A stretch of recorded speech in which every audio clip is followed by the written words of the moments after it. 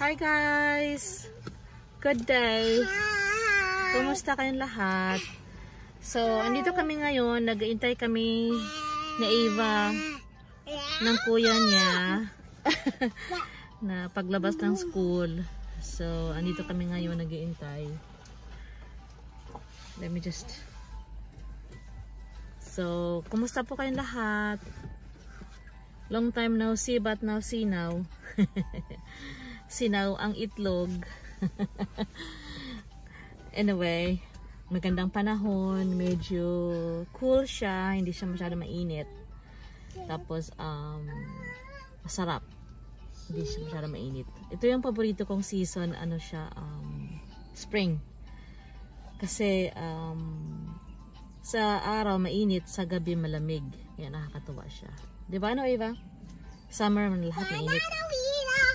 So anyway, kumusta kayong lahat? Wait, are you wearing a mask? Yes. Why? Because my breath stink. No! Just leave it alone. Don't wear the mask. Leave it alone. Leave it alone. Can you leave it alone? Si Eva napakakulit. Sobra. This morning, nanonood kami ng videos niya. Right? If I will watch your videos, it was so pretty. You were a baby. Yeah. She was watching herself and she was like, oh my gosh, mommy, I'm so cute. You are very cute, by the way. So, alam nyo, lately, I mean, so far, na-realize ko na ang buhay. Can you please stop?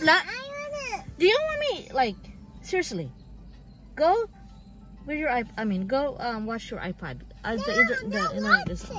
Well, what are you, just stop bothering me. Can I just talk? To who? To my friends. I know I'm just taking a video.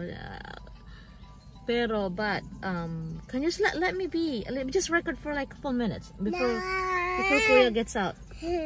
I know. But alam mo na, napakakulit ang anak ko. Eva, alam mo, na-realize ko lang lately na ang buhay talaga mahirap.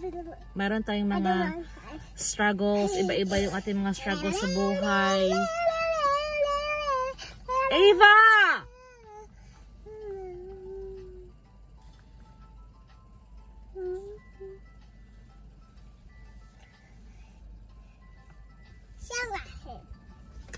No, the sun is out. I like my sunglasses.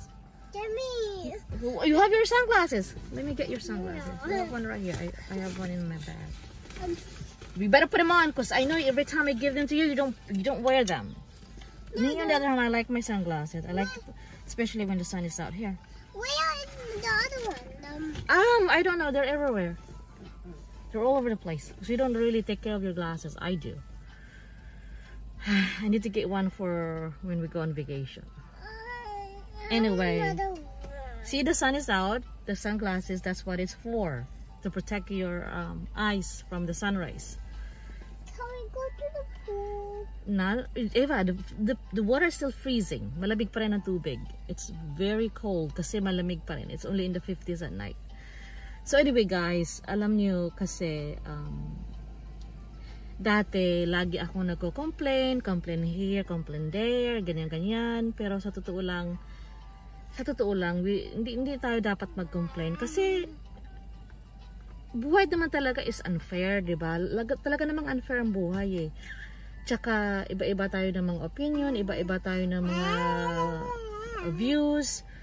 Ang gawin na lang natin is to ano ba tawag nun? Magrespetuhan na lang tayo ng ating mga beliefs, ng ating mga views, ng mga kung iba yung gusto mo, iba yung gusto ko, magrespetuhan na lang. Alam mo yun, yung tapos yung syempre pag sa kaibigan, iba-iba yung paniniwala natin.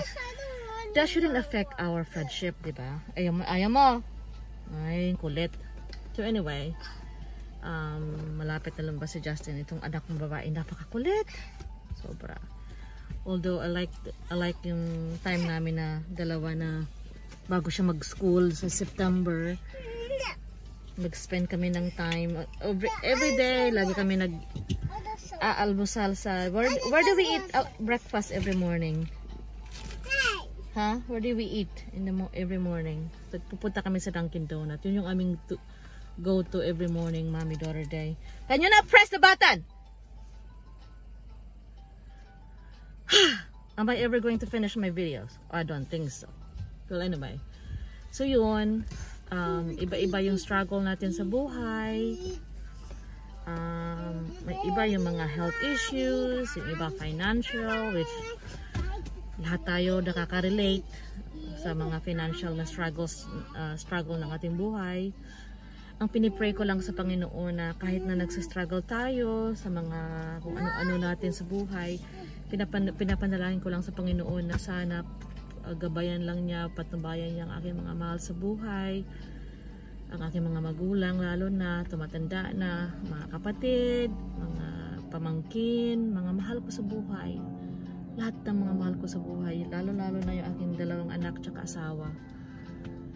Na kahit natupakin yung asawa ko, mahal na mahal ko pa rin at ayoko, alam mo na, yung gusto mo lang good health lagi sa mga anak at pamilya mo, yung ganun.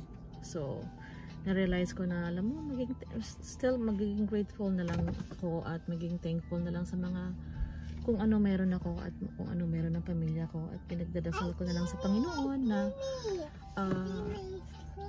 bigyan kami ng lakas, ng good health, at thankful pa rin sa kung ano mang meron kami. Yung iba mas masahol pa yung mga struggles nila sa buhay, yung ganon. So yun lang. At ako'y pupunta na, pipick upin ko na yung aking anak. Salamat kay sa susunod na videos o ulitin. Ingat po kayo at why are you putting that in your mouth? Don't put that in your mouth. Mag-ingat po kayo at God bless. Bye!